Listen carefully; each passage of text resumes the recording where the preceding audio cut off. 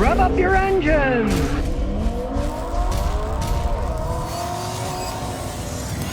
Well, 421 says, is there a minimum time you should run your car before you turn it off? All right, it's a very good question. Now, for most normal cars, you got a car you're just driving around, you drive it normal, you get home, you put it in park, you turn it off, pull the brake on. That's all you need to do. Decades ago, if you had a turbocharged car, they told you if you drive it hard, the turbocharger is getting hot.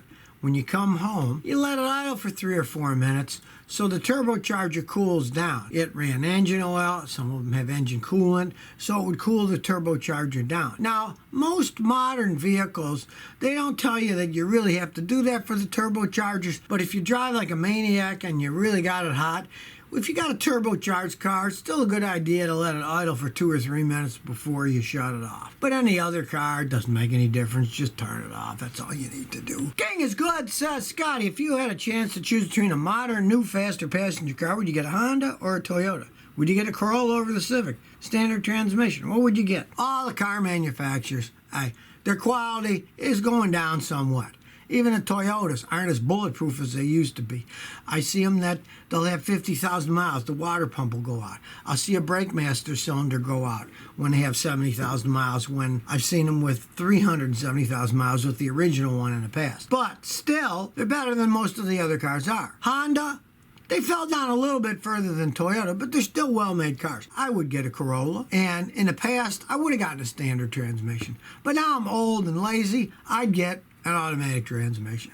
Now, I have to admit, my son bought last year a Corolla S, and it had the CVT transmission, but I was really impressed driving it, and he even liked the acceleration, and he's a maniac driver. He's got a motorcycle, but he said I was really surprised at how well it drove, and I gotta say, with the CVT transmission, that Corolla was a Corolla S, so it's a little fancier. It really had a lot of zip, and he, even though he drives like a maniac, says that he's getting better gas mileage than the ratings were, so I gotta say, I'd still buy one. Eddie262 says, Scotty, I got a car. When I tap it, not even with much force, it revs up to 2,000 RPMs and stays there for a while. You got the classic sign of a sticking throttle. The problem is, carbon often builds up in the throttle plate itself that opens to let air into the engine. And if you just touch it, opens and it sticks, it's exactly what will happen. I've got a video that shows you exactly how to stop that problem in most cases.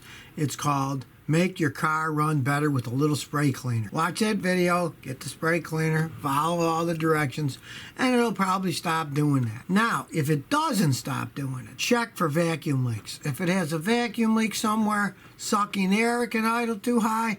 And if that doesn't do it, then basically you're going to have to go to a mechanic, because if you got a modern car, they have electronic throttles. It's all run by electrics. When you step on the accelerator pedal, you're stepping on a computer mouse. That sends electricity to the computer, then the computer sends electricity to the throttle that has an electronic motor that opens, and those systems are complicated. You can't fix them yourself. Merritt says, I got an 06 Chrysler Sebring, code 760, shift solenoid C. I replaced the solenoid, same thing. Checked the wires, they were okay. Checked the computer, same thing. Took it to Chrysler. $1,300 later, they said the TIPM had shorts and possible transmission valve body bad. Changed the TIPM, same thing. Okay, you did everything. You even changed the transmission. Now, here's the problem. Chrysler Sebrings are one of the worst vehicles ever made. They were absolute garbage wagons. If you said you changed the transmission, what did you put in? If you put in a used transmission, odds are it's no good. Those things are such horrible transmissions. It would be a 14-year-old used horrible transmission. Odds are it's still the transmission. Now, if it was a brand new transmission, or one that was rebuilt correctly, and it still had the same codes, then you got something going on with the wiring of the system or with the computer system. Now, you said you checked the computer, but you can't really check computers. I've got books on how to fix cars, right? And when it tells you how to check a computer, there'll be like 12 pages of stuff you're supposed to check in the car, all the sensors, the wiring, blah, blah, blah. And then it says at the very end, if you find nothing wrong, replace computer with known good computer. So it could be the computer. Yeah, you never know. I'll do that. But if you did put a used transmission in it, that could be bad too. You can't gamble with a 14-year-old used Chrysler transmission, because most of them do go out. And if it's used, it's in a junkyard, odds are it's no good then anyway. War Pig number 9 says, I just bought a one-owner 2009 Lexus IS 250 all-wheel drive from a dealership. Has automatic 6-speed. Those are very good transmissions. Car's 136,000 miles. All maintenance was done in the dealership. Said he drove 53 highway miles a day for 9 years back and forth to work. How often should I change the transmission fluid and filter? What should I watch out for? Okay, realize that highway mileage is only equivalent to 10% city mileage. So if you drive 1,000 miles on a highway, that's like 100 miles in the city. So that car really is very good shape. It's equivalent to, like 14,000 regular miles. I would change the fluid and filter now anyway, just because of its age. And then I do it every 60,000 miles or so. No big deal. And the rest, just maintain it like any car. Change the coolant when it wears out. If you got 5-year coolant, change it once every 5 years. Just normal maintenance. Change the engine oil and filter every 5,000 miles or so. Maintain it because those are very good cars. And with that being highway mileage, it doesn't have the wear of a normal car with 136,000 miles of city driving. Nick 20 says, Ford's 10R80 10-speed automatic transmission.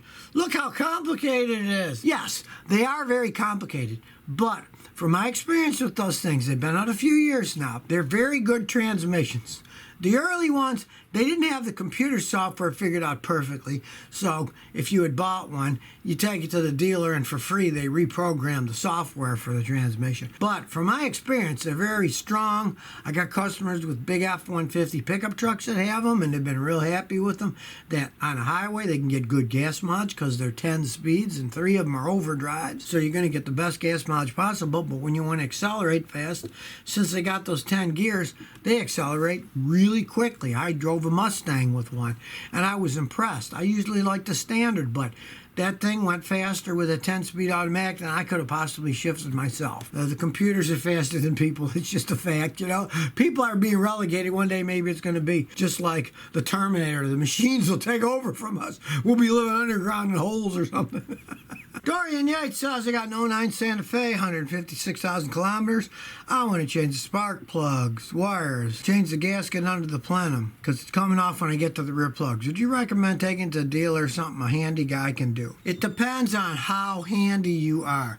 Realize that if you're taking that plenum apart, that's a relatively big job. You want to take your time. Do it when you're in no big hurry. Just realize that you're going to have to buy a new gasket for the plenum, so have that stuff all ahead of time. Don't start taking it apart and then find out you got to buy a bunch of parts. You don't have any way to get them. So get the parts first. Get all the parts you want, get the gaskets, everything. And give it a wang. I mean, it's not like it's rocket science. It's just that you have to take a lot of crap to get that plenum off. So what the heck? Give it a try. Random Dave says, Scotty, I'm trying to help my brother find a replacement car for his 98 Cavalier that he's owned since 2005. Got 220,000 miles. Things are finally falling apart. He needs something better. And he doesn't want to learn how to drive a manual. He's thinking Toyota, Corolla, Honda, Nissan, Volkswagen. What should he get? Nothing as strong as it was made, say, 10 years ago. Or 15 years ago. The Cavalier, he was lucky to get 220,000 miles. He must be a very conservative driver, and he probably takes care of his vehicles if he got 220 out of a stinking Cavalier. If he buys a Corolla, geez, he might get 1,000,000 miles out of that. If he takes care of it, drives that conservatively. Most of my customers with Cavaliers, they fell apart well before 100, and you had 220,000 miles on that thing. So I still say get a Toyota Corolla. The Toyota makes good CVT transmissions. That's going to be the future. You're not going to have any choice as time comes on. But from all the ones I see out there, Toyota seems to make the one that works the best, gets the most power and the best gas mileage, and doesn't fall apart. Definitely you don't want to mess with Nissan. They make the crappiest CVTs out there. So I'd still say get a Corolla. Batting down Beth 985 says, I got an 04 Infiniti G35. When I'm driving on a highway, the transmission loses power, starts slipping. When I stop, it will back up and reverse, but it won't go forward. Help. All right, this is one reason I tell people not to buy Infiniti G35s.